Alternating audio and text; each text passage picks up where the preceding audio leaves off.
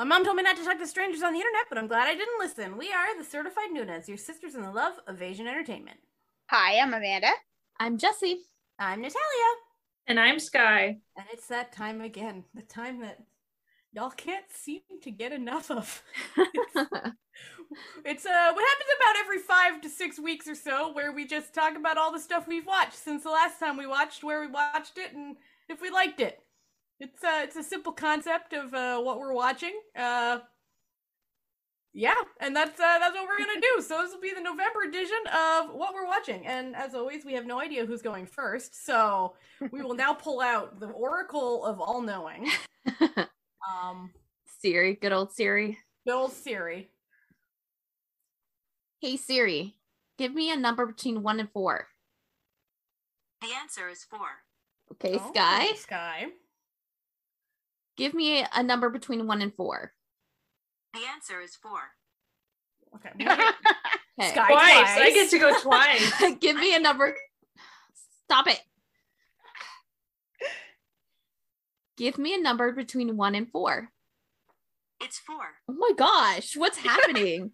It's just Maybe the one- Sky maybe Show just try today. 1 and Give 3. me a number 1 and between 3. 1 and 3. It's 1. Okay, Sky, Amanda. Amanda. Okay. Give me a number between 2 2 and and 3.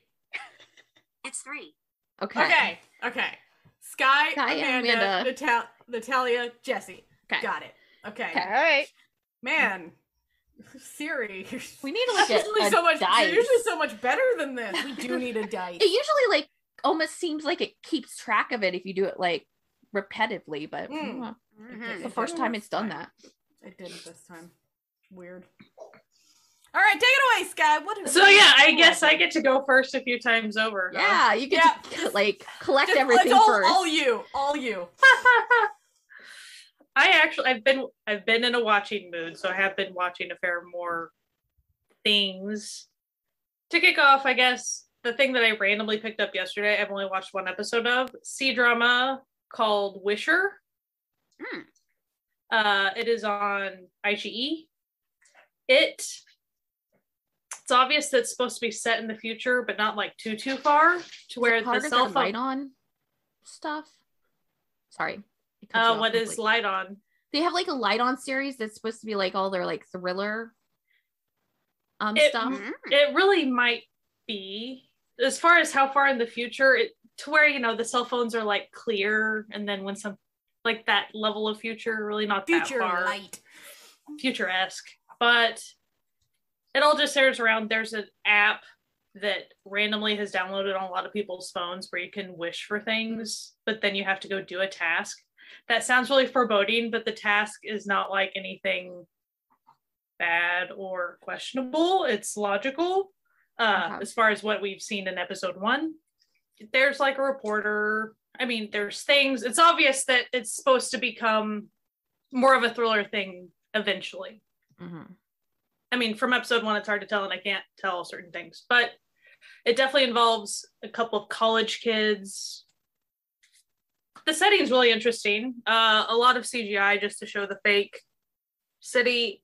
I'm fine with the level of CGI. I thought it was pretty. A lot of neon. So there was a horse. Ooh. Well, hey. Well, Like, the horse. Sign me All up. right, now we're talking. Well, the horse like is a thing, like from this kid's past, and he needs to find a new owner, and that becomes his wish. I mean, so the horse is like a issue kind of. Yeah, genetically altered pigs. I mean, there are things. Right? I do think it's going to be more of a thriller as time goes on because of certain things that happen. So I like it. If I'm in the mood for it, I'll probably keep watching it. I think I watched one more episode of Taxi Driver. I can't believe I'm not done with that yet. So like I'm going to be finishing that soon. I think I just got distracted. Hi. I know. So I will be finishing Taxi Driver soon. I'm working on it. Yumi Cells, it might be a drop for me. I watched a fair bit of it. Well, I'm probably like halfway through. I think I got distracted, but the animation was really cute. Yeah. I'm more invested in the animated parts than I am in the real life parts. Yeah, I'm more interested in the characters of the cells, like in their interactions, than I am everything else. Yeah, then it's just like to be honest, I find like the romance kind of depressing. Yep. Like it's like a little too real, but not me. and like, not in a melodramatic. No, just in a wow, this is real people being kind of boring. Yeah, because kind of depressing. Like, this is like I do not watch shows for this level of not being transported to a new world. You know what I mean? But the animation's real cute. Did you guys see that they were season 2? They're advertising condoms. Yes, like, using the naughty cell with the naughty. It was so funny. It's During cute. like the Halloween stuff, one of the members of the boys dressed up as like the hungry cell, and no one could figure out what he was. Like, I don't know what this outfit is, and I'm like, it's one of the cells. Like Literally in it. like he's in like the blue jumpsuit The and has fun a bag thing of about- chips. I don't know what you want here. And the fun thing about the hungry cell is the more hungry he becomes, the bigger, The bigger he gets. Yeah.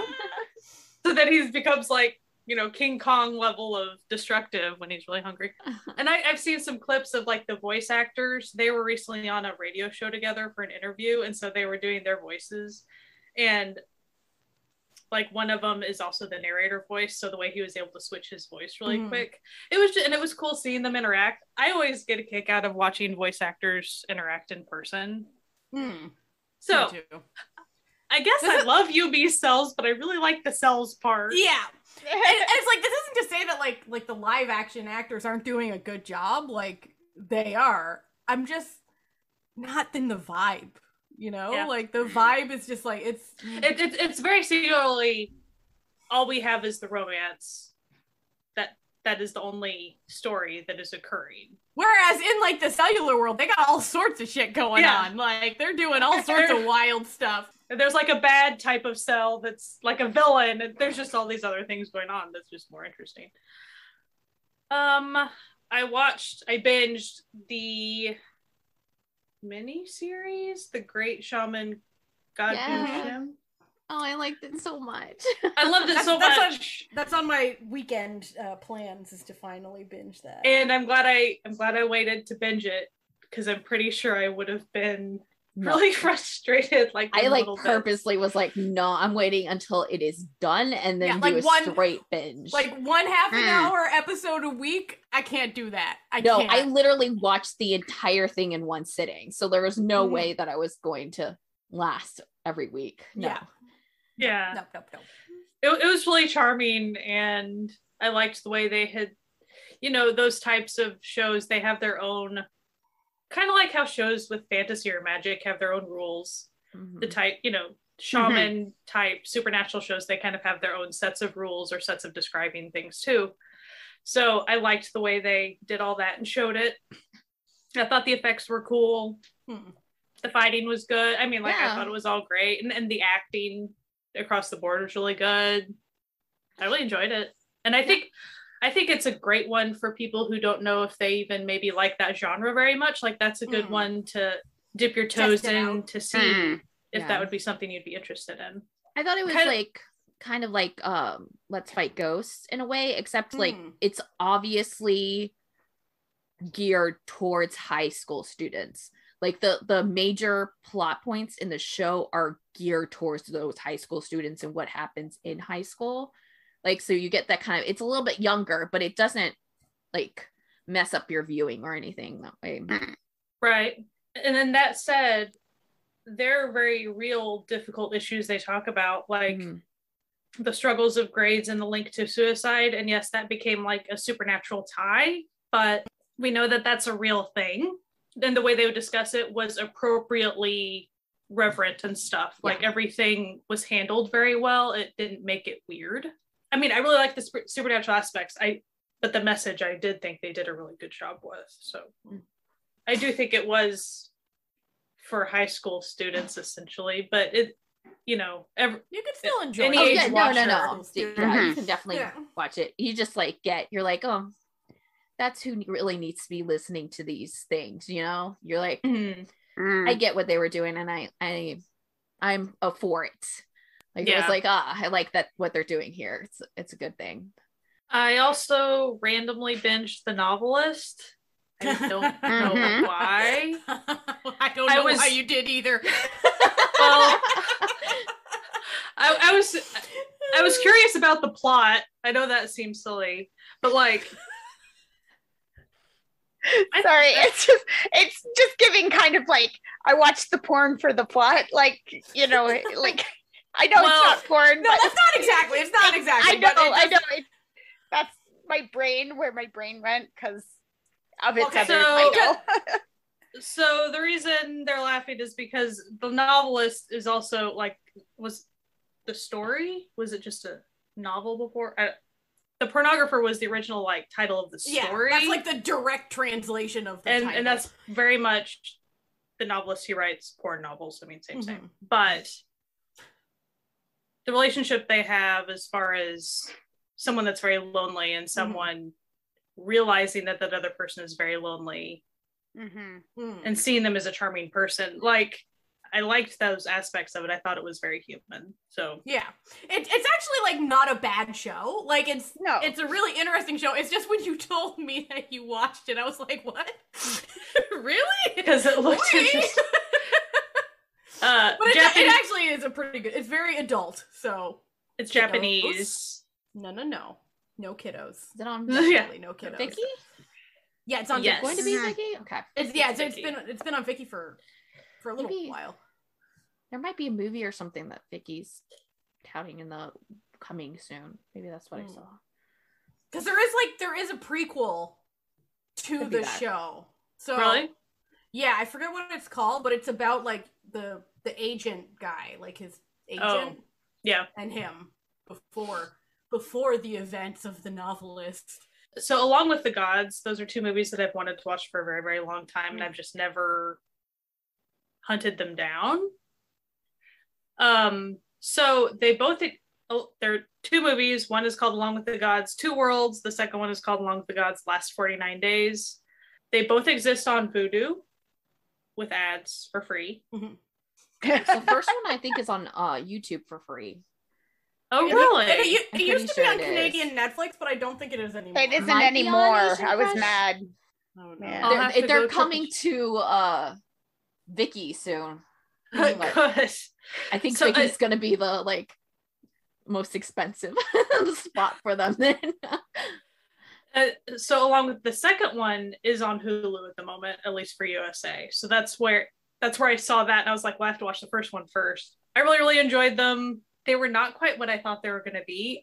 I guess I thought there was going to be a much larger cast of characters, like cast of main characters, but there weren't. They were essentially the person going through afterlife. So 7 levels of hell, and each time you have a different judgment, essentially. And all the hells look very different. So it was just really cool. I really appreciated all the effects. I thought it was cool, like that one hell was cold, one was more water-based with creepy fish. It was just the imagination that went into them. And it made me curious because when they kick off the movie, they talk about how the whole soul going through those levels of hell in 49 days was like a Buddhist thing. Yeah. I thought it was really cool the way they pictured all that, and it was just very different for me. And the way all the different essentially gods that would sit in judgment over, they would all look very different and have different personalities and stuff. And one was like a little girl, so that was pretty cool. And one was the very stereotypical, like, unearthly looking god type figure, but one was like really pretty. It was just very. It would depend on the type of hell you're talking about. Like, one of them was to judge lazy people if they didn't do enough in their life or things like that. And so then the person that would be in judgment would kind of characterize diligence in some way, and the way they would craft that character I thought was really neat. So in the first movie, it centers around a firefighter and essentially his brother, and then the second movie is the brother is what everything centers around. And then I finally figured out why on earth they haven't been able to film the third, because they've been waiting on Dio. Well, because he's in the other two movies, Yes. but it's because it's going to center around his character. Mm. So he's going to be in like every part of it. Yeah. But I liked how they connected all the main characters like that too. In the second movie, they give all the backstory of the Guardians, which I really, really liked. So essentially that all became, you get some historical because it's been forever since those people were people. And I won't give away any of that, but I really just enjoyed all those things. Great acting. Love it. Recommend it. On Halloween, I ended up binging What We Do in the Shadows because that's so not Asian. Really fun though.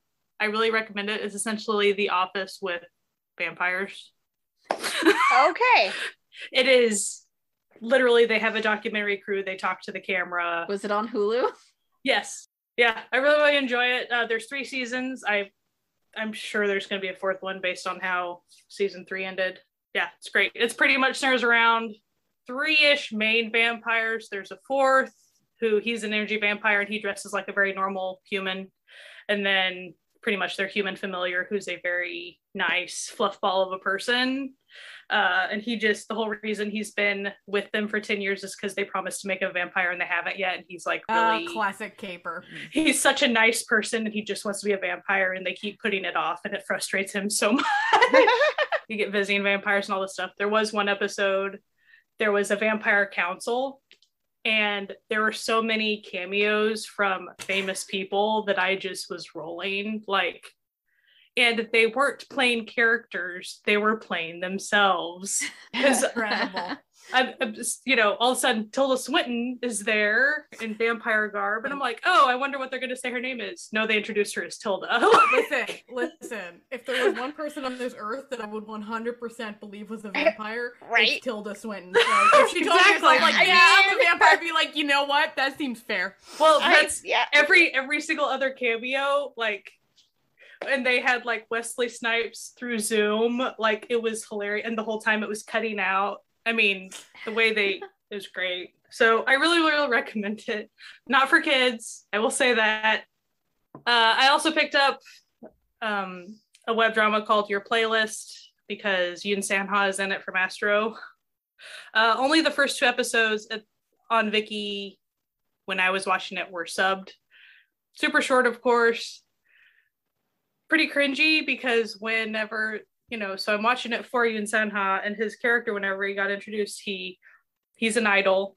He hops out of his company van and evidently his idol name is Big Daddy, which is just really cringy. Oh, no. And his character is super cringy too, as far as like just the stuck-up idol type who is totally oblivious to reality. So yeah, good time, I guess. Yeah, I think that's pretty much all I've been. Oh, I did want to mention, I think I might have forgot this last time.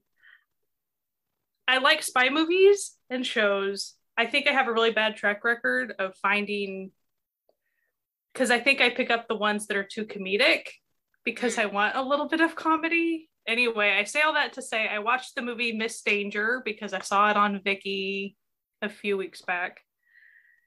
Chinese, it looked like this awesome powerhouse of a spy movie with like an all women spies.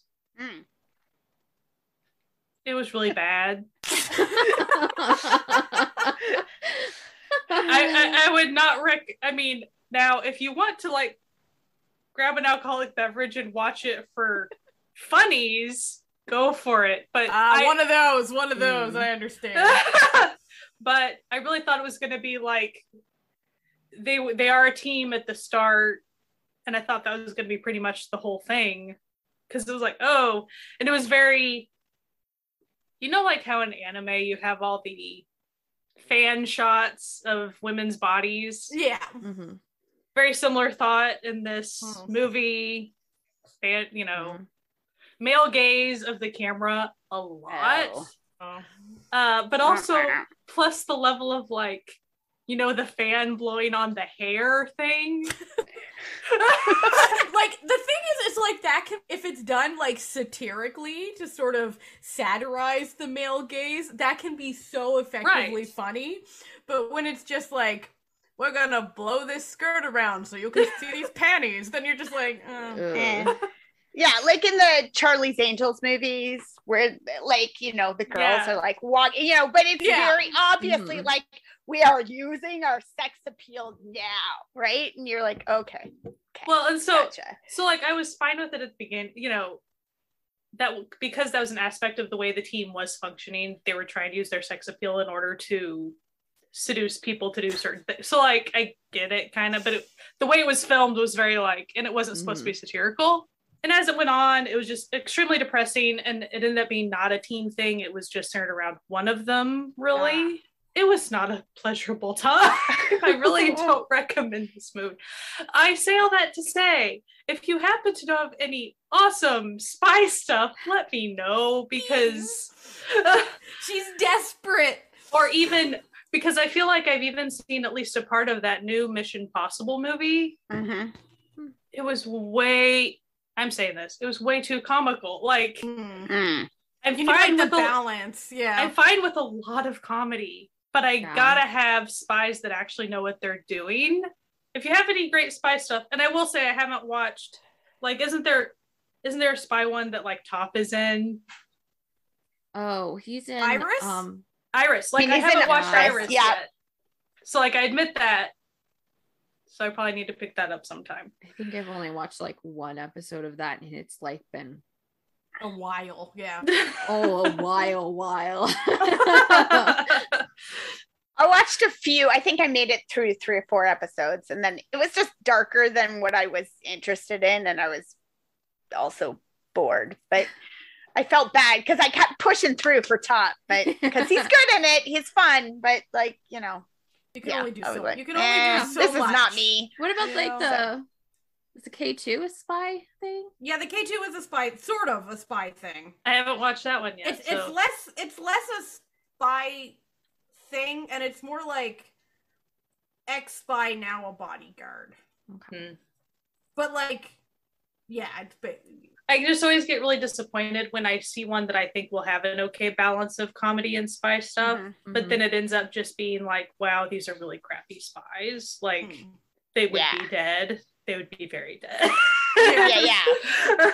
Or I'd be fine with if there's a team of spies and one of them's funny, fine. I can the handle comic that relief spy, who would probably be dead, but you kind of look the other way all the time. And or they're the office spy, right? Like they're the spy that hangs out in the office so they can be comedic because they're not out of the field or anything. Yeah, Right. So if you want to watch Miss Danger, know that it's a crummy movie, but by all means, you can watch it all you want. Oh, I also watched, can't believe I forgot this. I watched, it's another miniseries. Peng, P-E-N-G is how it's spelled. It's a Viki original. It is not quite over. There are 2 episodes left, I think. I binged it to episode 8. It's essentially a reverse harem situation. Okay. She's 30. She's a working lady. It's okay. It's short. She's divorced, and that's kind of, she went to the States with her husband. She just came back a few months back, but then her ex-husband shows up. So there's essentially 4 guys that are interested in her, which it's all incredibly unrealistic and because you know how it is. Like, that just happens to people. That's just a thing. Always like tons of people just after you, That's what I hear is that, being a middle-aged divorced woman is just prime dating material. Well, and she's not and she's not quite middle-aged. So the whole thing is like she's just 30. Which I mean which then gives the male coworkers who aren't interested in her opinions on she needs to get married this year, right? Yada yada. So she has to deal with all that stuff. Everyone's rolling their eyes. Christ. Of course. Yes, if she doesn't get she'll expire suddenly. Like that's just what happens at 31. Suddenly, you hear about that all the time. Up into an old crone. So then, she goes. Her 2 best gal friends take her to a club, and she meets this handsome guy. hangs out with him. Later on, figures out he's 19. Oh, awkward. so he got Accidental cougarage. right. So, and then there's, I mean, you want to take a guess? Do you think that one of the characters is probably a CEO? Because they're definitely a CEO. Probably. For sure. If you have like a young like male lead, and there's got to be like the successful CEO. Yeah. So there's like a what should I pick? So you have the ex-husband, you have the supportive best friend. Oh, a classic.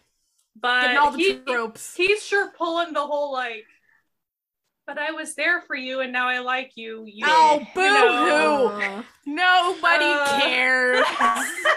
Like, I'm so tired of trying to pretend to be sympathetic to these clowns of a character. So then you have the young 19-year-old, and then you have the CEO guy.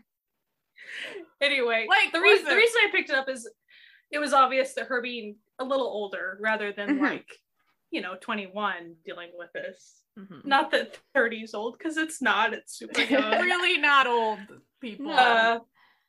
So I appreciate how they do bring that up, though, the fact that she has to deal, and even she doesn't always bring up that she's divorced, because that is a thing, right? Mm-hmm. And anyway, there was even, the ex-mother-in-law coming and trying to do classic shenanigans, just the typical, it hits all the typical things. You could probably write it, honestly. At this point, episode 8, I'm like, she's just not going to end up with any of them. There's literally no way that the vibes as of episode 8, I can't see her ending up with anybody, which would be great at this point. So if she ends up with someone, I'm going to probably be really put out, but whatever. She needs to just go hang out with the 2 girlfriends and just have fun. Yeah. Definitely don't need a 19-year-old. No 19-year-old stupid, and we don't respect them. Get out of here. So, I mean, it is good acting and stuff. So as far as those silly reverse harem, I mean, I'm enjoying it for what it is. But so that's all for reals this time. It's me next, right? Yep. Yes. It's hard to remember. That was so long ago.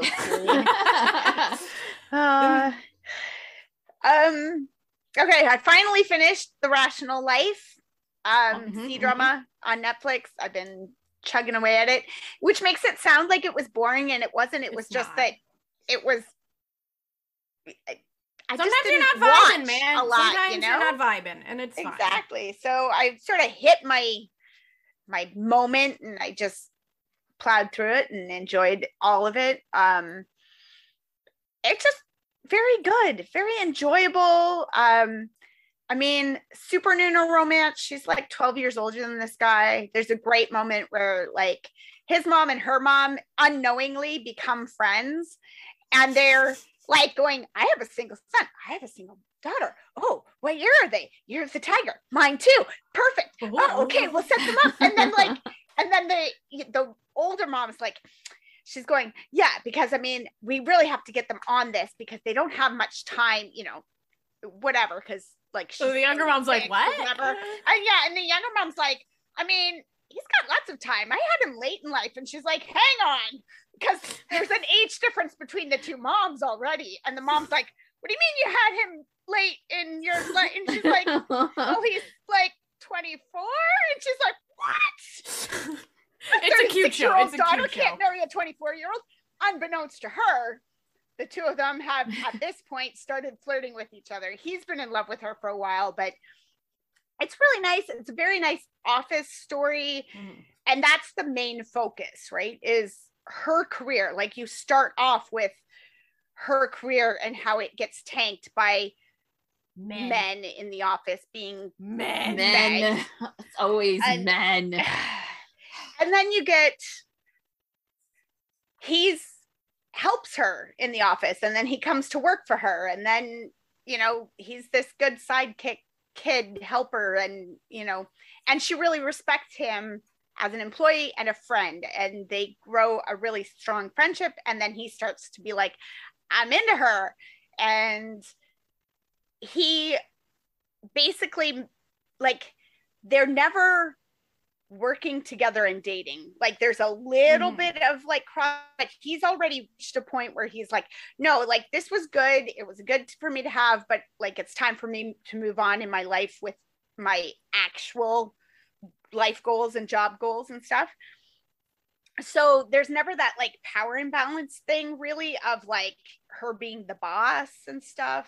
And they just keep dealing with the whole work thing. So like he leaves, but like she's still at work and she's still trying to make work and like, you know, she's still dealing with these two douchebags who like just tanked her career in the beginning of it and continue to try and tank her career, and apparently like don't care that when they're doing this they're actually hurting the company. Like it's like, no, please stop, please just do your job, just be professional. I hate men so much. It's so exhausting because the show has like just these stereotypical just douchebag men, and then it has like sort of men that you don't see where it's like the show is kind of presenting, you know, men, you could instead be like this. Like this is you now. This is you now, bitter and gross and nobody likes you. But this is what you could be.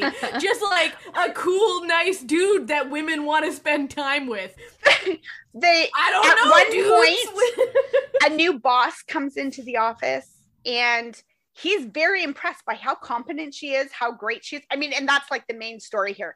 The men who are into her because of how competent she is at her job and how great she is. So, and he's into her and he keeps but he's clearly not the person for her. And she turns him down and she kind of turns him down again. And then she's cool about it. And then he's good. Like she's worried.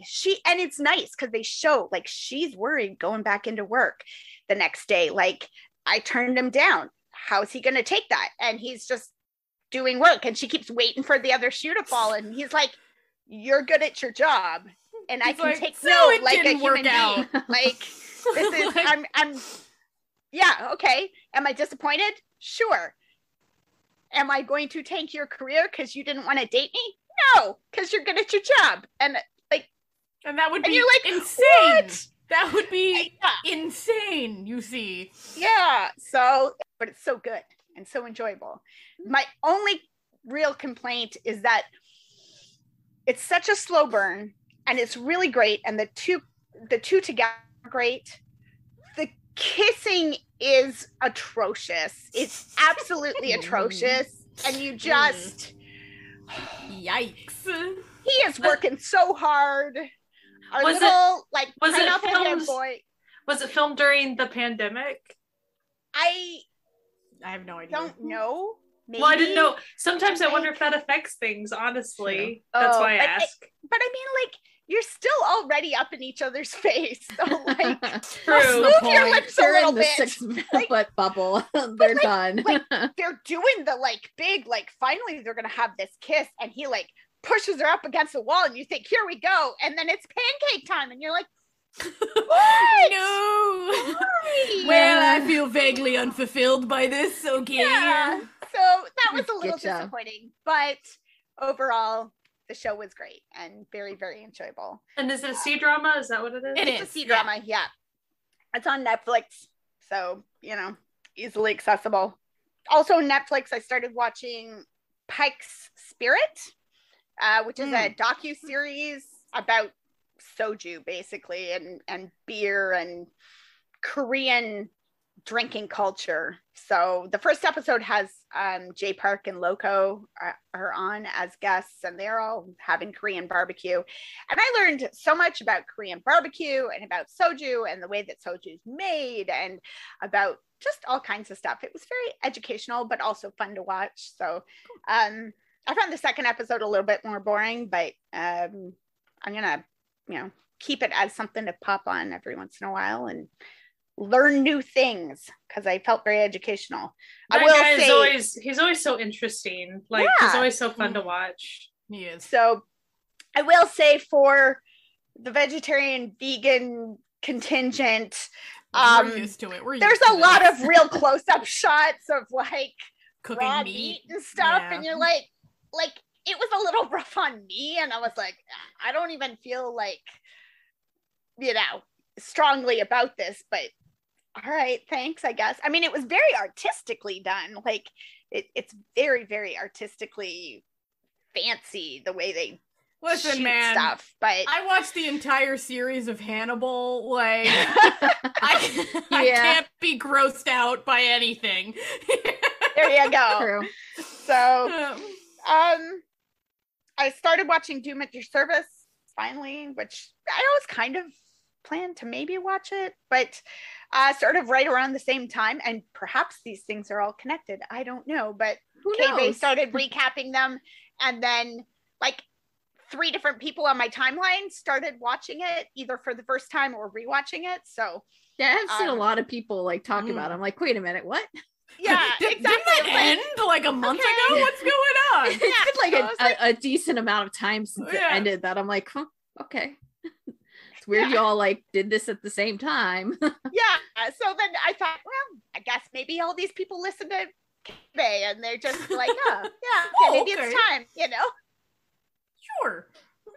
So I like it. I enjoy them together. It's got some neat cinematography and things going on.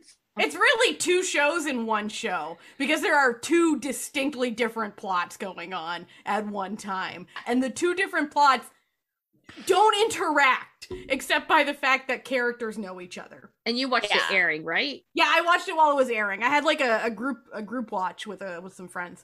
I really enjoyed it as a binge.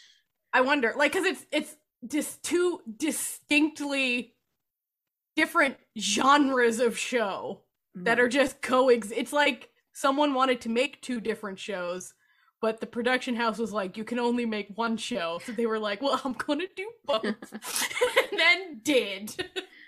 Like, but it's not in like a bad way. It's not in like a bad way. It's just 2 very different things going on at once. Mm-hmm. Lots of actors that I like in it too. So, it's fine. I'm enjoying it. Started watching Motocore Mania, or Ex-Boyfriend Enthusiast, or Ex-Enthusiast, about a girl who's obsessed with the boy she dumped 5 years ago or whatever. And she meets a guy who is obsessed with the girl he broke up with a couple of years ago. And seems unhealthy. And so they sort of form a relationship. Like, I think they meet on a dating app and they kind of form a relationship to like get over their relationships kind of thing, but like they're honest with each other about it, and they just become friends who try to help each other move forward in their life.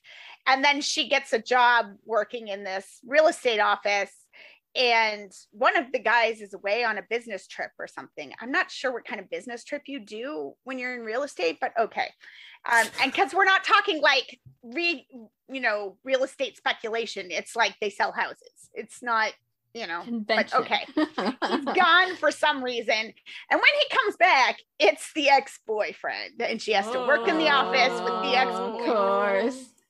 So, and it's cute. It's interesting because like there's a bunch of different characters who have these exes in their past, or who are currently in their lives in various ways.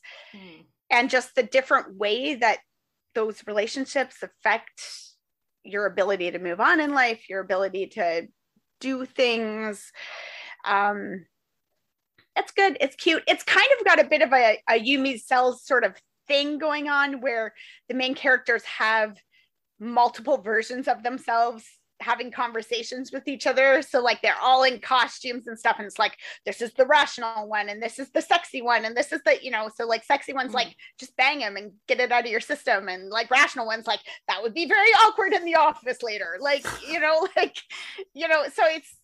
it's very cute. And you see it with her a bunch, and then about episode 3 or something, you see that he has that too, where he has like his multiple selves having these conversations, and they'll vote on like what the proper course of action is, and then she'll do like the opposite, and they'll be like, that is not what you were supposed to do, and like Sexy will be standing in the corner and be like, just do what I want. Like, Listen. whatever. So At this point, it's like the vag wants what it wants. What do Yeah, you want so- from me? so it's cute. It's fun. I'm enjoying it. Yeah, I guess. I started rewatching King's Avatar again with my youngest kid because we're reading the book. And so he's like, he kind of watched it with me when I watched it before, but at that point he couldn't read well enough to like read the subtitles. So I would have to like pause it and tell him what was going on through the whole thing. So it was like really kind of frustrating. And now he's like, he can read it, so he can just Keep up. be into it himself. So he's sort of, we're reading the story, we're reading the book together, and he's like, I don't remember that part. I don't remember this. So we're watching. It's neat to see, to be doing both at the same time and see where they made changes and certain things, and how some things make more sense in the show and some things make more sense in the book and whatnot. But we like it. We were going to watch the animated version because it was on Netflix, but it's not there anymore for us. So Womp, womp. we're like, okay, I guess we'll just watch the live action again.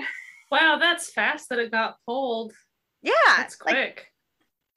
So I don't know. And I tried looking, it wasn't like, I couldn't find it in other places. I didn't find it on like iShee or Crunchyroll or anything like that. So, I was like, whatever. I guess it's gone for now. And then I started watching a couple of different web dramas. I'm watching Would You Like a Cup of Coffee? How's that one? So chill. So just like, it's like all the soft, slow, chill scenes from like the coffee shop bookstore in When the Weather is Fine, without any of the like childhood trauma or like, like my mother is a murderer plot lines going on. Like, it's just very, very chill. It's about this kid who's studying for, I don't know, his civil service exams or entrance exams to college or something. And he's failed again. That's what it starts with. And right off the bat, this child does not have that kind of childhood trauma because he's on the phone with his mother, who is incredibly supportive and is just like, that's all right, she'll get it next time. And he's like, Mom, you should not be encouraging me. You should be telling me to go find a new career and like do something different with my life because I'm obviously an idiot. And she's like, no, baby, if this is what you want to do, you should just do it. And he's like, God, Mom, why are you so supportive? This isn't motivating at all. So he goes to find a coffee shop where he can like have a coffee and, spread out his books and study and whatever.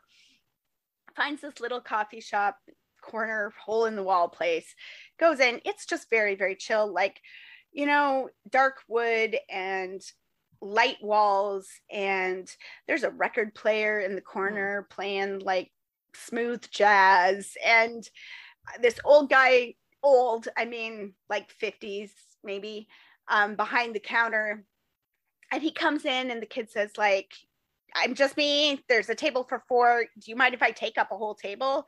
And he's like, nah, go for it, dude. And he's like, is there like a time limit? Do I have to buy a minimum amount to like sit at the table all day studying? And the guy's like, nah, just, you want a coffee? And he's like, yeah, I want a coffee. And he's like, okay, cool. And he brings him the coffee, and the kid's like, he's depressed or whatever. And he's just sitting there like with his head on the table, not paying attention. And then the guy, he doesn't even touch his coffee. And the guy brings him another cup of coffee and a croissant and sets it down. And he's like, I didn't order this. I can't. And he's like, the croissant is from a regular who loves to bake, and she just brought it in. We don't even sell them here, so don't feel burdened by that. And also, your coffee is cold, so like, have a warm one. You paid for a hot coffee, drink a hot coffee. And he's like, okay. And so then he drinks this coffee, and just drinking the coffee and looking around the room at the people who are there, having conversations and talking and listening to the music and everything. And his life has just changed. And that day when they close up shop, the guy's leaving with his wife, and this kid is sitting outside, and he's like, mentor me, senpai. I want to be a barista. I've decided this is my life goal. You changed my life in there with that cup of hot coffee. So he just like the first couple episodes is just him just hounding this guy constantly.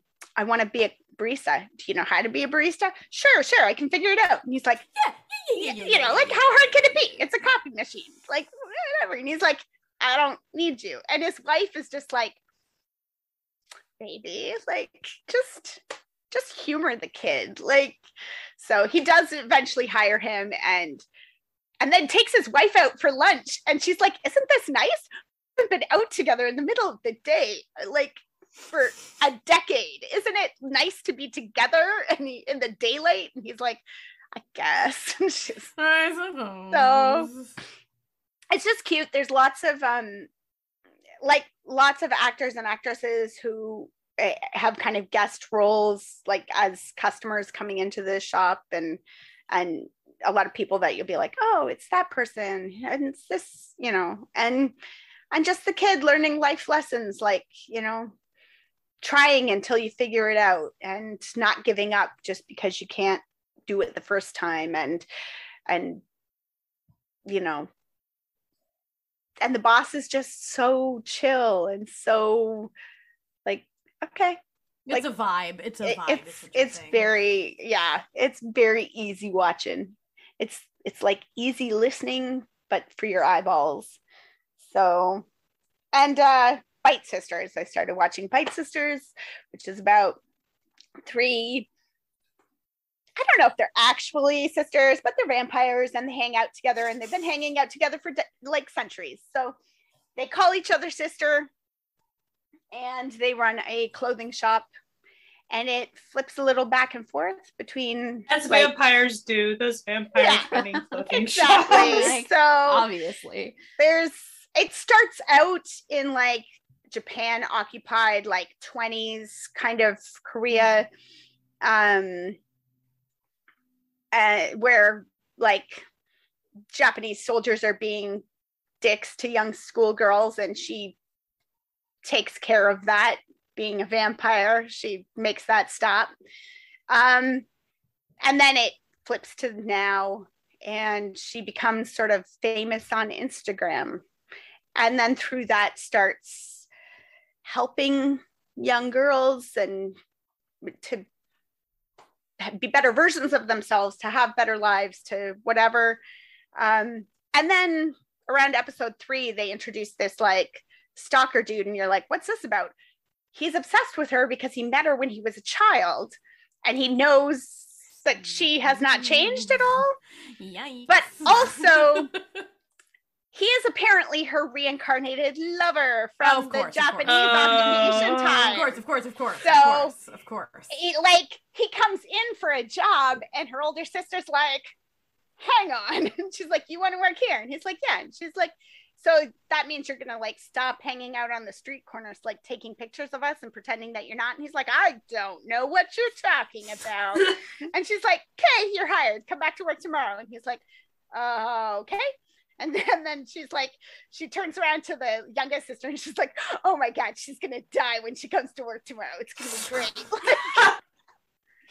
So, and it's, yeah, the next step, like, it's, you know, just like the two of them sisters staring at each other going, why am I staring at you? Like, to be honest, the connotation that if they weren't vampires, this would be the worst thing that this person could ever do to someone. Yeah. Be like, remember that guy who sits outside of our shop and stalks you? I hired him. Yeah, like, right? We are no longer friends, is the response that outside of a vampiric context this would take. Because they kind of have been like, they're like, the two sisters are like, reincarnation. Like, that's not, no, like, we've been alive for like 300 years and we've never met a reincarnated person. Like, it's not a real thing, but like, that is definitely that dude that she used to be in love with. So like, I don't know what's going on here, but we need to know more. So, and so do I, but the next episode has no subs yet. So it's on YouTube, not Viki, but you know, both of those web series, it's like one of them's on Viki and one's on YouTube, and I had to stop because the final episode that was out had no subs, and I was like, what series? It's usually better to wait so you can binge them. True, especially because they're shorter. So the Bite Sisters one, you had mentioned that it's on the same channel as that like Handmaid Taylor or whatever show that was. Yeah, it's that Put Your Handsome, I think, is the name of the channel. Do you think that it is somehow funded by like a clothing shop or something in order for these to both be clothing themed? Yeah, like a clothing brand. Yeah. And they're both also like helping improve people's lives. Like it just interesting. There's a lot themes. of beauty companies that do that because Song Ji-hyo from like Running Man and stuff, she's in a ton of web dramas like that, and it's all like beauty magazines or beauty supply stuff.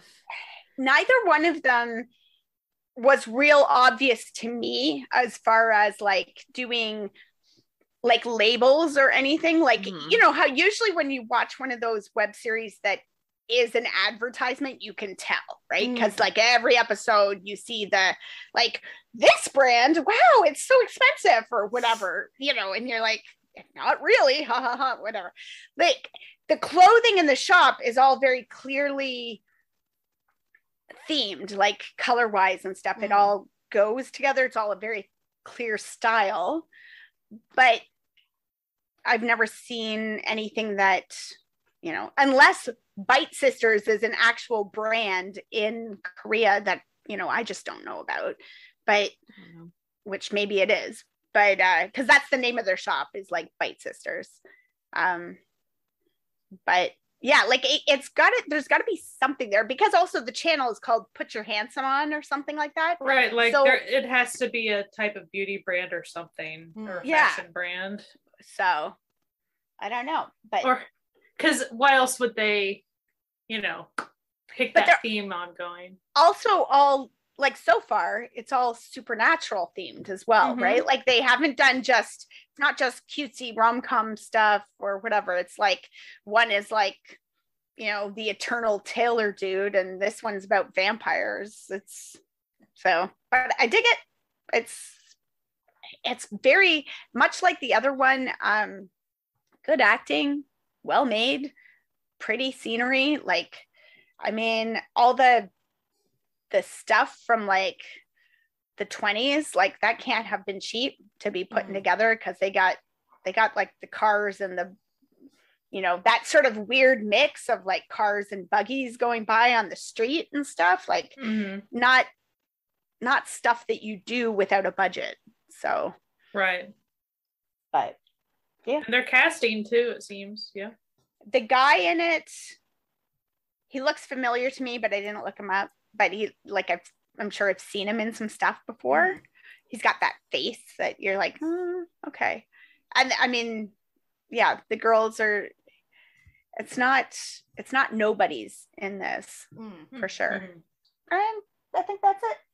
So it's me now. And I took the time to make a list and put it in alphabetical order of the stuff I am watching. Wow. It was actually accidental.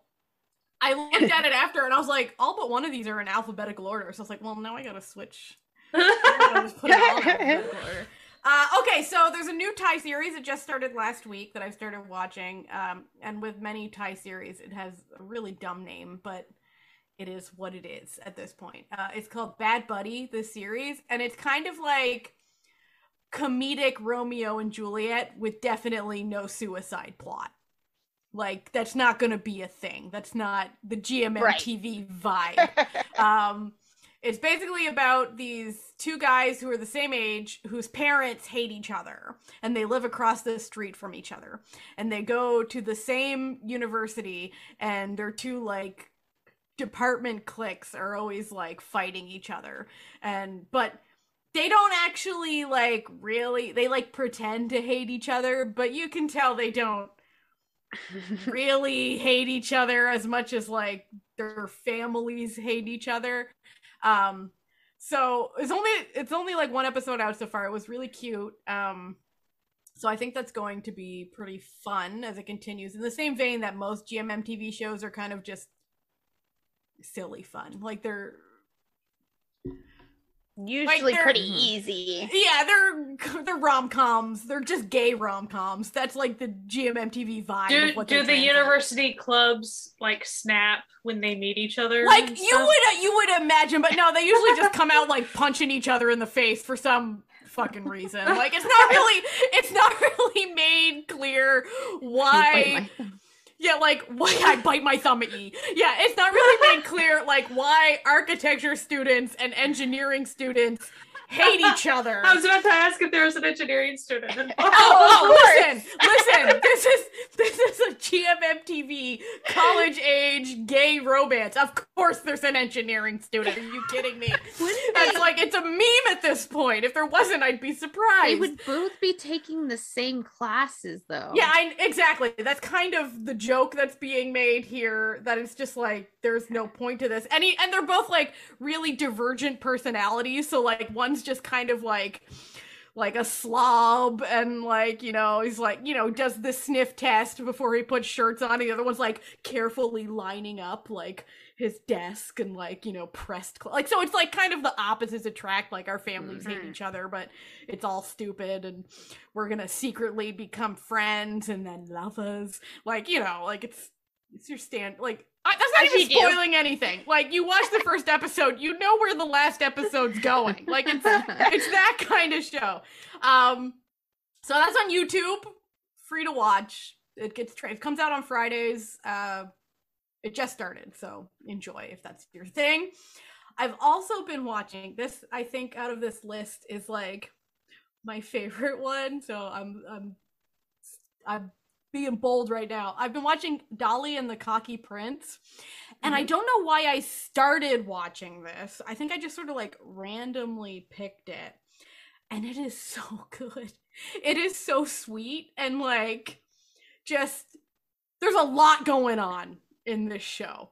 Like, at first you think you're just getting like, oh, this sweet like mistaken identity, like meet cute, like she's an art history student who's like from like a rich family whose dad owns like a big gallery, and she thinks he's this like artist guy, but he's really just a dude who has the same name as this art connoisseur, but he like, his family runs like a pork soup chain, so he's like in the same place that she is to like go look at pigs, but like there's like a mix up at the anyway, and then they, you know, they fall in love, and then this all happens in the first episode, so I'm really not spoiling too much. Her father dies, so she has to go back to Korea, and everything like falls apart in her like, and then he finds out that like his stepbrother had convinced him to invest in this gallery, which is now going bankrupt. So he like shows up at this gallery to be like, give me my $2 million back, like, because, you know, he doesn't really get how the art world works, and then sees her and is like, oh shit, it's you. Like, oh no. And then like becomes like an investor at the gallery to like, so he like shows up to all like the staff meetings to try to like keep the gallery, and it's just, it's so good. Like, I'm not even describing this well. It makes me feel things. Like, and I don't feel things while watching TV that much. And this one, I'm just like, I love these little beans. Like, and she's just like sweet and quiet and never complains when bad things happen to her. And he's just like loud and is just like, if something bad happens to you, you should fucking yell about it. Like, God, like, and she's like, I'm really sorry to have like bothered you with all of my like life-shattering problems that I know you don't really want to be involved in. He's like, I want to be involved in them. Please let me be involved in them. This is like my shit. Anyway, it's really good. It's got like, you know, business politics. It's got like a cop plot line. Maybe a murder. We don't know. It could have been. We don't know. There's like this other dude that like, they were gonna, him and he's like this big CEO dude, and he and her were supposed to get married, but he dumped her like a week before their wedding and never told her why. Then like now he wants her back, but it's like, why did he dump her in the first place? It's got everything. It's the casting is chef's kiss. It's the sweetest main couple you'll ever see. It's a bit of a slow burn, but like a slow burn where it's not like, will they or won't they? You're like, okay, they will, but what's gonna slow down the progress this week? Like, but like, it's really good. I loved it. It's still going on. Like, I think there's like one more week after this week. So the week that this comes out will be the last week of the show. It's on Cocoa. It's also on Viki if you have like the Cocoa plus pass situation. I think it's fantastic. I finished Don't Say No. What a horny little show. That's all I have to say about that. Like, it's actually a really cute little show, but it's incredibly horny. So if doesn't really instill a good thought when it's Don't Say No. Yeah, I know. Yeah. The title is really not indicative of what you're getting. Like, because it's actually, they're very enthusiastically saying yes for most of the show. But it's like, it's really cheesy and it's just like really sweet and like, it's the type of show where it's like a really horrible problem occurs, but you manage to like fix it within an episode or two. So you're like, I feel like this would have taken a little longer than like 2 days to like fix a lifetime of wasn't that convenient? Parental neglect, like, and you're just like, but whatever, because like two main couples, they're so adorable that you're just like, fine, and they're adorable and they're horny, and you're just like, this is too horny for me, but they're so cute that you're like, fine, like, I'll just fast forward through the horny, because like, there's a lot of horny, but it is really cute. But it is definitely like, it's one of those shows that when Aviki eventually picks it up and it's rated NC-17, I'll be like, you know what? Fair.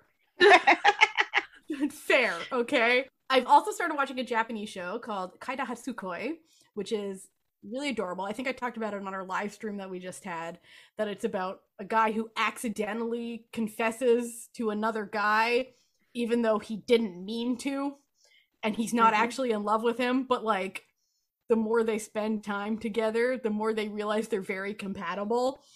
So it's really cute. I don't know where you can watch it.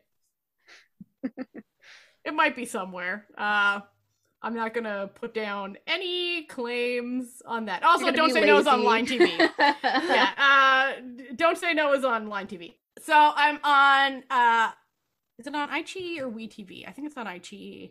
I just need to double check before I give out poor information. No, it's on WeTV. It's definitely on WeTV.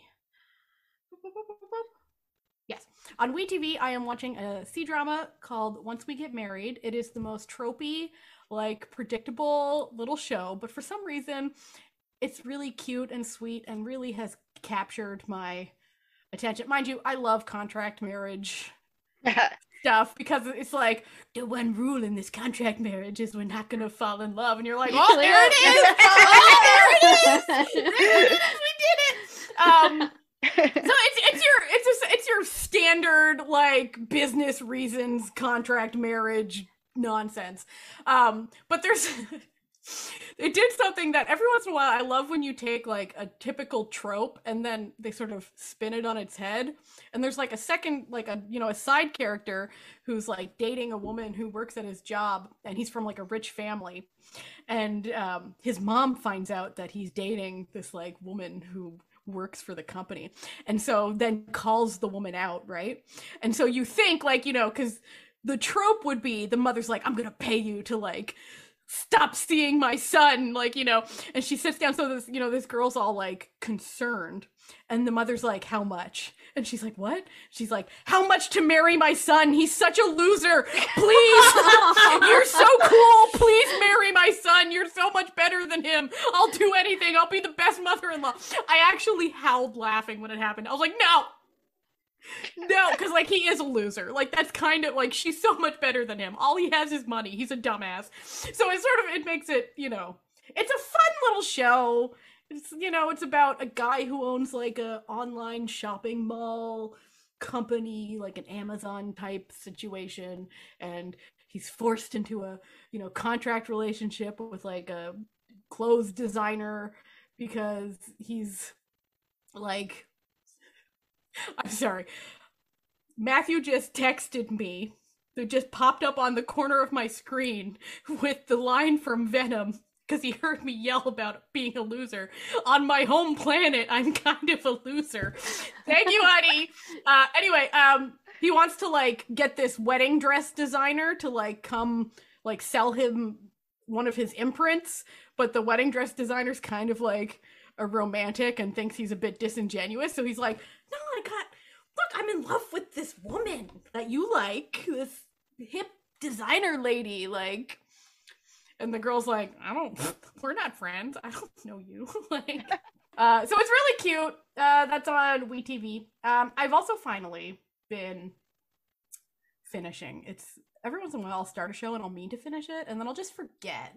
And then my brain forgets the show exists until Netflix like puts it up and they like recommended for you. Like, maybe you want to finish this. So I've been finishing School Nurse Files. I really enjoyed the show. Just my brain just forgot it existed. Like, yeah. So I need to finish it too. Yeah, I've got like an episode left on that. It's wild fun. It's about a school nurse who sees little demon jellies and uses a cute little sword to kill them. And they do weird things at the school that she works with. And there's that's basically all I can say about the show. Like, yeah, wild. So I've almost done it. I've been watching the show. I don't know why I'm still watching it. It's not good. Okay, I'm prefacing this by saying this is not a good show. It's well filmed, but it's very stupid. Why Destiny, which is like, what's the word I'm looking for? Like a show that has like a lot of like an anthology. That's not like an anthology, but it's like has like a lot of characters that like, so like it'll follow like 2 characters for 2 episodes and then 2 characters for the next 2 episodes. This is basically, the school has a way higher percentage of gay college students than you would ever imagine. Like, are they all engineers? Nah, they do all sorts of stuff. Like, they're all over the place. So, like, listen, you got your theater kids, you got your engineers, you got your like English students, like you got everything. One guy who can like see ghosts. Anyway, it's not good. Like, the couples are cute. The ghosts didn't even like make it better. No, and like one of the guys is a ghost. Like, he's in love with a ghost. Like, listen, there's a lot going on this show, okay? And it's basically they took like every It Boy actor from like 2020 and just like made them make a show together, and it's a mess. It is a mess. I don't know. It's like I'm at this point. I'm just like watching it because I'm just watching it. That's just what's happening. Do not recommend. It's very dumb. Like, but if you like, listen. If you like it, you like it. Like, I just think it's very stupid. But clearly, I'm still watching it, so there's something there. You know. Yeah. Definitely not as horny as Don't Say No, but pretty horny. So keep that in mind. If you are anti-horny, this will send you to jail. Next, I've started watching this Japanese drama, somewhere on the internet. We're not going to go too deeply into it. There's only 2 episodes out so far, and I'm kind of obsessed with it. I'm just like, every day I check back to see if episode 3 has been uploaded, and that's Yankee and the White Cane Girl, which I think I mentioned on our live stream as well, which is about a blind girl who, like, she's legally blind, but she can see like some vague shapes and colors. And while walking to school one day, they have like the braille blocks on the sidewalk so that blind people know where the streets work. So she's walking along and there's some like, local hoodlums like sitting on the braille blocks, and she asks them to move, and they're like, "What the fuck is your problem? Just walk around us." And she's like, "No, like this is for blind people." And so she ends up accidentally like kicking one of them in the nuts, which then starts up a fun relationship between the 2 of them. That's just how relationships start. It's a little more organic than that, because then like they're like, "Lady, you should be scared of this guy. Like, I know you can't see, but he has like a scar on his face." So she like misinterprets this and thinks that she like caused him to bleed. So she's like on the ground, like, patting his face, like, "Oh no, like where are you bleeding? I didn't think I hit you that hard. Like, I'm so sorry." And he's like, "Oh my God, she's the most beautiful, ethereal being I've ever seen in my life." So then, he then becomes kind of like obsessed with her, but not in the way that's like gross, but just sort of like he comes to realize that everything in the world is very inconvenient for blind people and people with disabilities. And people just ignore all of these things that exist for accessibility. So, for example, he gets in trouble because all of these people had parked their bikes over the braille blocks. And then he started moving all of the bikes so that, you know, the path was clear. And then since he's sort of like a thug looking dude, everyone thought he was stealing the bikes. So a guy started beating him up for like stealing his bike, and like the cops were called and everything. So her sister then witnesses this and is like, oh, he's a bad dude. He's a bad, like, this dude's bad. But like, really, he's just like a nice idiot who, and he's very stupid, but he tries. And so you got to sort of, you appreciate him. Like, so in another scene, they like go to the movies and he's like, why do you go to the movies? And she tells him all about audio guides. And there's like another part of the show where there's this blind Japanese comedian who's an actual Japanese comedian who will just like come out and like explain accessibility, like as sort of like a breaking the fourth wall, be like, I bet you're wondering what this is about. Well, here, let me explain like how audio guides for movies work. And so then she's like, oh, I love zombie movies, but like, I love this one particular series, but like, you know, the first one doesn't have an audio guide, so I've never been able to, you know, watch it. So then he like invites her over to like his friend's cafe where he plays the movie and he's like, I'm gonna like audio guide, like I'm gonna narrate the audio guide for you. But he's like terrified of zombie movies, so he's like, oh god, it's so much fun. It's just like, and it's so sweet. Like, it's such a good show. Cannot wait. I feel like this guy and the guy from The Way of the House Husband would be like best friends. Very much the same vibe. Like, very earnest, very like misunderstood, just trying to do the right thing, but like they would team up and like do things together. Yeah. And so he becomes like obsessed with learning about like accessibility to try to like make her life and ostensibly everyone else with disabilities lives easier. So it's very sweet. That's, you know, somewhere in the high seas if you're looking for it. Let's hope that one gets legal at some point, because I think that because would be awesome. it is like a really good vibe. Like, this show is just really sweet. And like you learn a lot about like accessibility problems, which I think is, you know, an important thing that people overlook often.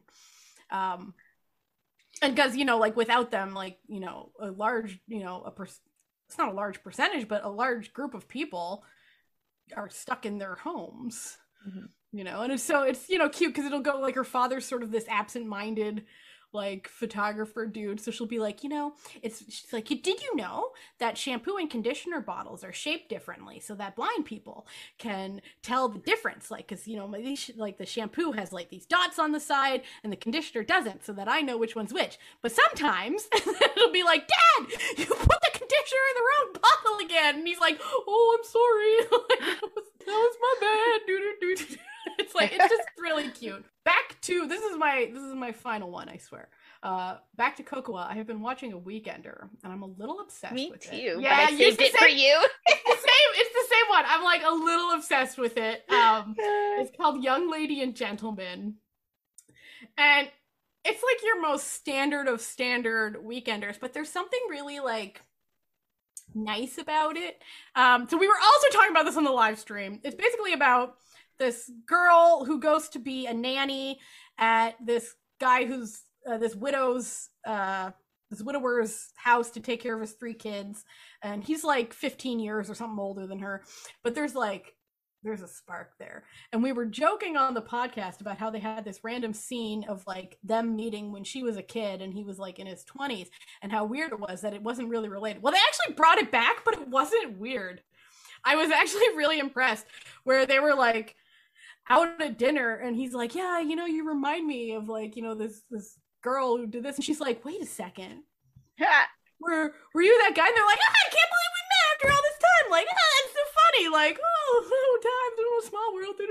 And I was like, they actually brought it back in a non-creepy way. Like, Nice. the show is killing it. The show is killing it. Anyway, it's got everything you expect from a Weekender. It's got he has a crazy stepmom who like hates her. I love the Ajumas. Like, there's like This group three of- moms in this, essentially mom / older sisters, and they're living it up. I mean, at the point I'm a few episodes behind, but they're basically like living it up Golden Girls style, but they're all kind of like frenemies. So it's they all kind of hate each other, but they all work together at the same time.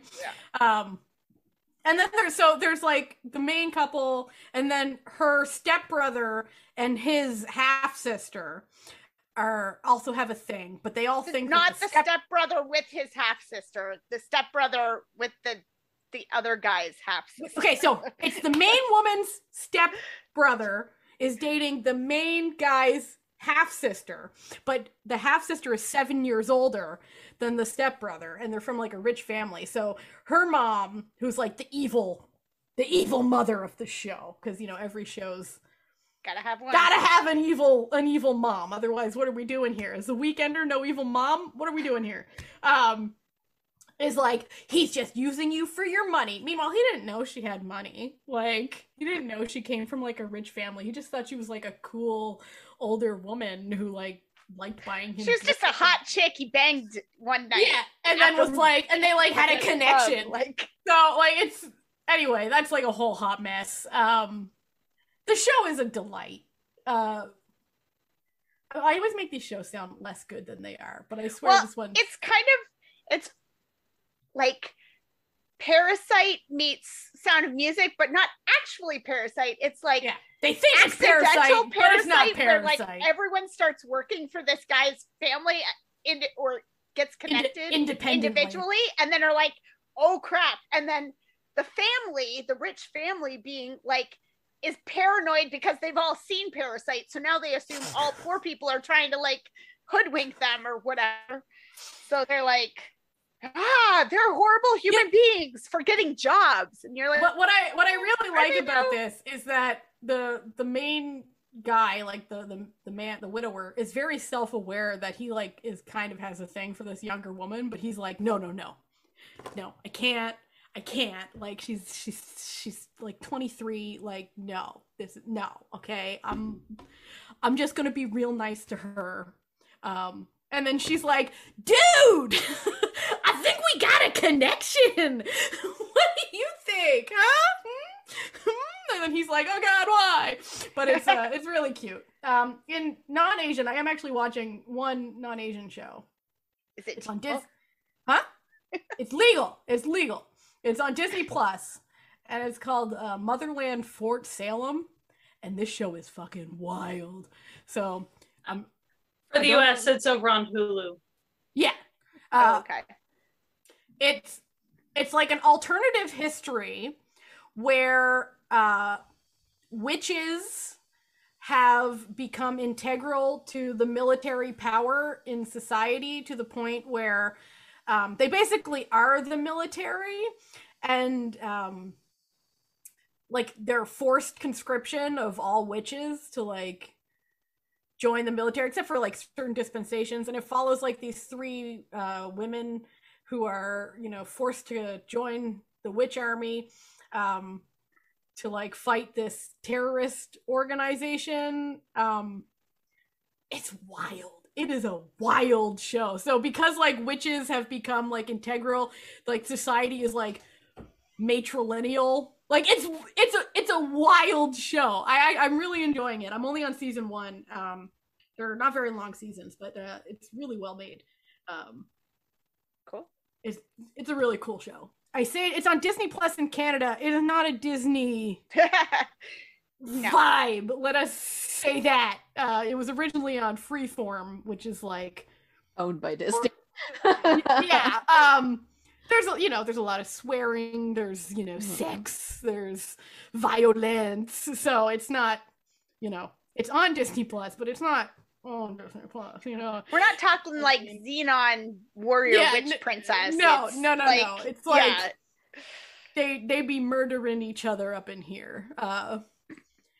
Yeah. It's really cool. I'm still waiting to see like where the show goes in the terms of it seems pretty self-aware that the military is a fascist organization.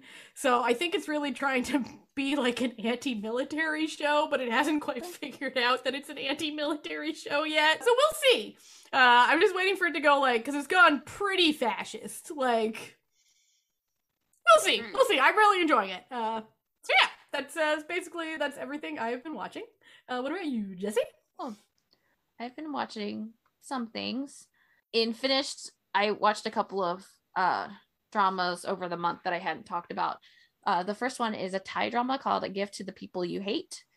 I think it's 2019, so fairly recent. And it's like it's more of a thriller. It's labeled as a horror. I don't really think it's a horror. It's more of a thriller. And it's about this kind of like magical random shop that people can go into, and if they are having issues with anybody, they can get presents that could harm those people in a variety of ways, and they're all like numbered, so they have kind of like the lower numbers are like less destructive than the higher numbers, which could kill people and stuff like that. That's cool. And the guy who runs it, or the person who runs it or whatever, like you don't know who he is. He has like just like a burlap bag over his head, and you're just like kind of wondering what's going on. It seems supernatural, but it's not actually supernatural. So he kind of like targets like essentially teenagers, and they start to like give each other these gifts, and it's bad because it's teenagers acting out, and right. Some of the gifts could be poisonous to other people because they're allergic to whatever it is, instead of it just being an inconvenience. It was pretty good. It's like a high rated drama, so I think a lot of people like it. I thought the first third was really interesting, and then they took the show in a direction, and I just didn't feel that the direction was the right direction, and it kind of became and then it started like not really like leaning into the thriller anymore, even though it was trying to. There's a lot of people I'm pretty sure that like everybody knows. One of the guys, I think it's the brother of the main female, is a guy who's been in all the U-Prince series. All of those, and what is that one? There was another one that like you guys used to talk about all the time. No, like it was Green. Oh, but if it's somebody from U-Prince, it's probably somebody older than that. Is it Obe? Obe's in a lot of stuff. I don't remember his like anyway real name. Yeah, like so it's like he was listed as like almost like every U-Prince. One of the main girls is actually in this drama that's on, or used to be on Netflix. It's a horror drama called 13 Terrors.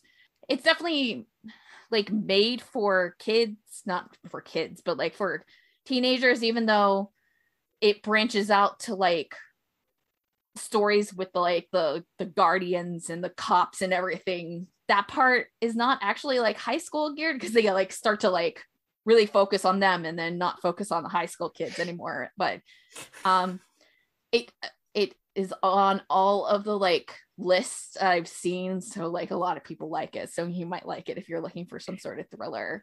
I mean, it's on the YouTube. I think it's Mech that you're mentioning, because I'm just looking through the list of people and I'm like, oh, it's Mech. And maybe Mech and Fiat, but yeah, Mech's in a lot of stuff. Yeah, he's in all the U-Princes and stuff. Yeah. So then I ended up watching the K-drama Search. I didn't watch it when it was airing, mostly because people spoiled it for me. So I was very bummed about it. It's like set at a military camp, and I don't want to spoil it for people, but it's like a horror. It's an OCN, and there's like this monster, or at least looks like this monster, that they keep on encountering. And so the whole drama is about them trying to figure out what it is and also kind of help the town because they're right on the line. And so there's like citizens that are living in the area too that are potentially being attacked by this thing.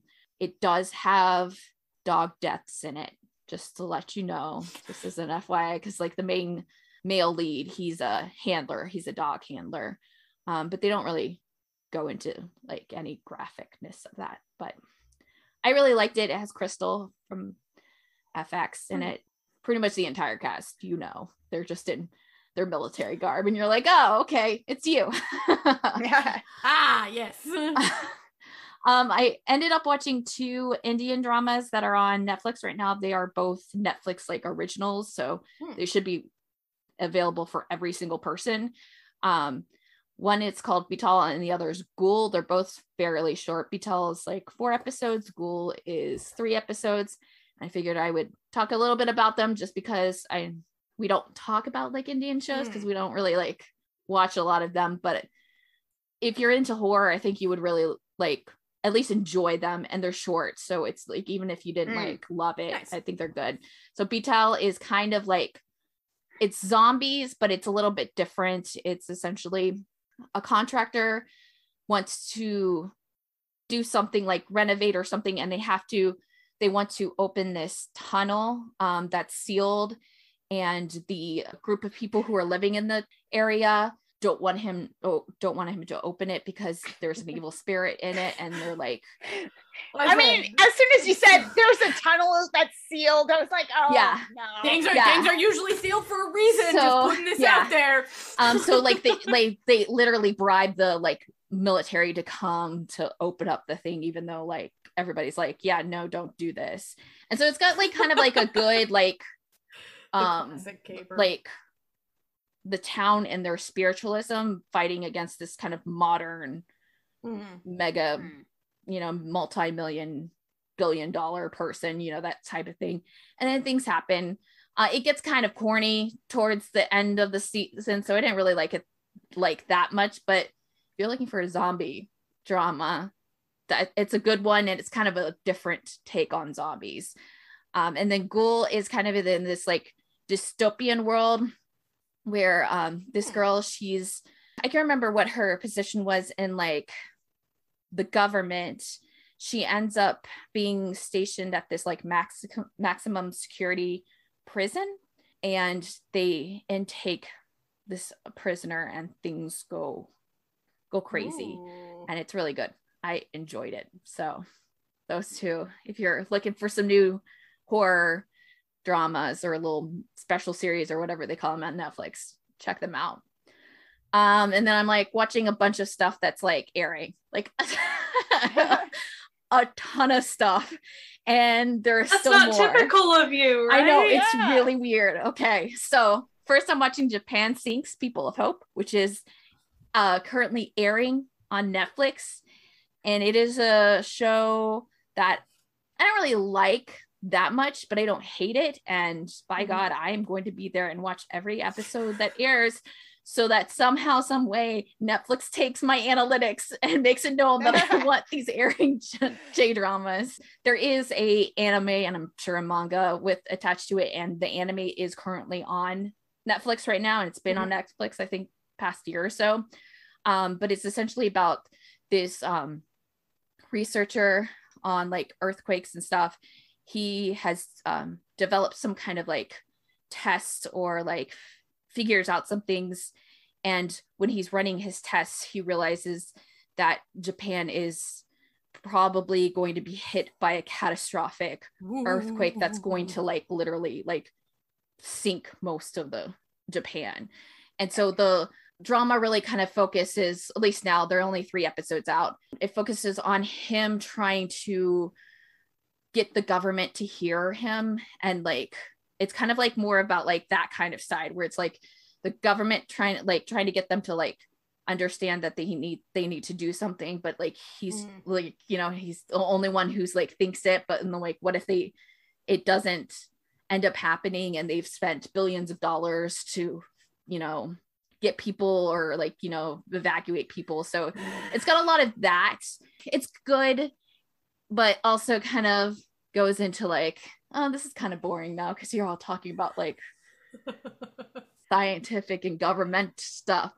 But what I'm hearing is that you want us to watch it, so then our votes are in for getting more Japanese like, entertainment. At least maybe have it running in the background. Thumbs up. Give it a thumbs up. Yeah, please. That would be really great.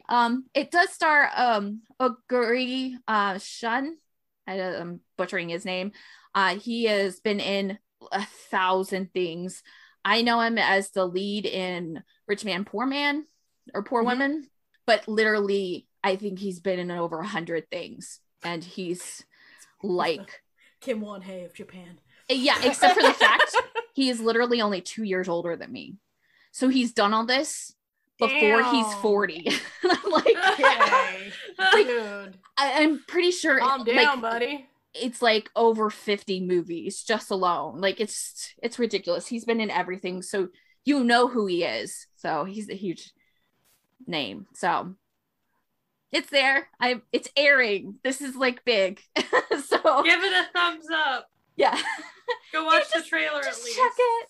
Maybe like if you ever see Netflix like talk about it, give that tweet a like or something. I don't know. You know. Another J drama that I'm watching is called Super Rich.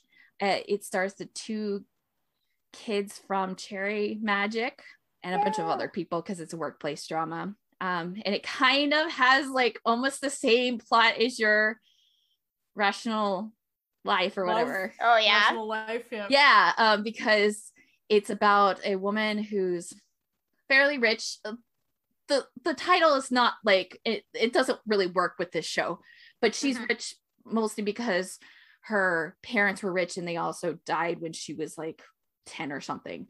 And she starts a company. It's an ebook company, and she starts it with a guy, and the drama starts off with him running off with the money of the company. And so like they had just like got a group of like interns in the company, and she's very big on kind of like nurturing like people and like growing them, because she had help too from other people since her her parents died. She was kind of leaning on other people because she didn't have that kind of like support. And so the whole drama is kind of like just about them like trying to pick up the pieces after this devastating thing, and all their people have pulled out their money and investments and stuff because of this guy, because he gets in trouble with bad people. And so it becomes a news thing. The youngest of the 2 is kind of like the male lead in it, who is kind of pining after the female lead, and it's like a very much a like a Noonas romance type thing because she's like much older than him. And then the other guy is he's been working for the company since basically they started, so he kind of like has a lot of loyalty to her, and is kind of like not okay with him, the other guy like getting as close to her as he is, mostly because like he's like, no, I was always the one that was taking you around in the car and we did all this stuff together. It's really cute. It's mostly about the workplace. Like it's a workplace J drama. It will not really do much with the love like story. So there's it's mostly about them just like picking up the pieces and learning that like to do things again and learning to do it together, essentially. Yeah, I think that sounds charming though. But I did see that Vicky is picking it up, and it might be actually out by the time this episode comes out. I don't know. We'll see. I watched the 3rd episode of Jury-san because that's all that I can watch on IQ. I was gonna say none of us mentioned it, but like I forgot. I watched both of the new ones. We were all watching that, I could only like cut me off. It's 3 and then it's locked. So I only watched the 3rd episode. It's going in places. It is what it is. It's doing what it's doing. It is. Yeah. Vicky says Super Rich is up. Let me see. It says episode 1 is up. I don't know if it's subbed or not, but Dr. Brain premiered yesterday and I watched it, and it's fantastic. I love it so much. I hate that it's like weekly. I hate it, especially because like so many like places that I had like looked at before yesterday had said they were dropping all the episodes on that day, but they lied. Oh, I can't. So you were ready for a binge. I was, and I'm still ready for a binge. Please let me binge. It's hard. It's so hard. I finished the episode last night. I was like, no, I don't know. And I'm not going to tell you really anything about it because lots of things happened that I was not expecting. And it just made it so much more enjoyable. Once you watch it, you'll be like, yes, this is a Jessie drama for sure. You'll understand what the synopsis was that I got going in really kind of wasn't what like I planned. But I will say that like it's really well done. A lot of money was put into it. It feels like a movie, like quality and sci-fi thriller. It's just so good. It stars the guy from Coffee Prince and My Odyssey. Yeah. He's so good anyways. Like I love it so much. And if you are like on the fence about watching it, please do. It's only 6 episodes, so I would hold off. I feel like you might be able to watch the first episode now, like free. Like, I don't know. I feel like that's something you can do without a subscription to Apple TV Plus, but maybe wait until the 6 episodes are up and then like do a freebie. Freebie thing and then just binge it. But I also watched the first 2 episodes of Chimera. It's a crime thriller with the guy from Squid Game and Prison Playbook, Park Hae-soo. And Claudia Kim. I don't know his Korean name. I only know her as Claudia Kim. But essentially it's like there was a crime that happened, a bombing that happened in the past, and there's a bombing that happens in the present day, and it's looking like it's related. So if you're like into like lots of bombings, it's just if you're really into bombings, this is gonna be the one for you. It's just if you like watch crime thrillers, you'll know that like that's not a thing in Korea. Like bombing is not a thing. But it's a very like used trope in Western crime stuff. But I'm enjoying it. I also decided to check out the first 2 episodes of Hometown because he's not getting money from me while I watch this. So I guess it just it worked out. It's too early in the series to know how it's going to go. It's got a lot of like twists and turns, and every episode's going to drop more clues. But it's about another one of those, like the crime happened in the past and they're like collecting stuff in the future, and all the information that they have is they have this tape with a little bit of a clip of the killer on it. He had like set off a smoke bomb or something, a poison gas bomb in like a bus or train station and killed like hundreds of people, and that's his big thing. And so they're still trying to catch him. And then finally, Asian Crush has become my new favorite thing in the entire world because they picked up my favorite J-drama, The Reason I Can't Find My Love, which was on Drama Fever, and they picked it up and they kept all of Drama Fever's subs because it literally says sub by Drama Fever. You love to see it. You love to see it. And if you ever like heard me talk about it, because I know I like mentioned it thousands of times, and I was like, I'm sorry, you can't get it. Now you can. Now you can watch it. I am almost done with my rewatch. I had to stop myself from like just watching it all in one sitting. I just love it so much. It's like so good, and it's still so good this rewatch. And I never rewatch stuff, so this is a huge thing. I just love it. It's about a group of girls and just trying to live life. And yay!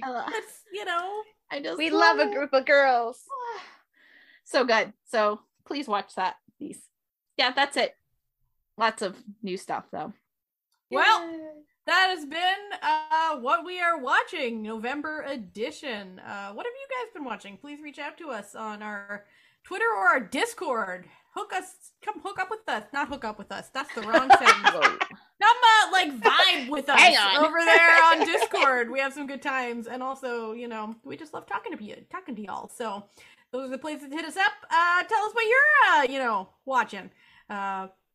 If you want to have links to most of the stuff we talk about, you got to go to certifiednoonas.com. That's where all the episodes can be found, in addition to all of, the regular streaming platforms that podcasts are streamed upon. But the links, that's if you want those sweet links and time codes, you got to go to certifiednoonas.com, because that's where they're all at. Anyway, we also have a Patreon for those who wish to support the work that this podcast does. You can go to patreon.com/certifiednoonas to become part of the official Certified Found family. We love everyone over there. We have little movie nights. We have some little stuff that goes on. And we just really appreciate all of the people that, love us enough to want to help us keep going. So thanks to all the Found family. You think you're the best. We're on all social media. We're always at Certified Noonas. If you want to send us an email, certifiednoonas@gmail.com. That's how you reach us. Instagram and Twitter, that's where we normally are. So we hope you have a fantastic week. We hope you keep, washing your hands, wearing a mask, keeping safe, doing all the good out there, and keep enjoying Asian entertainment. Bye. Bye. Bye.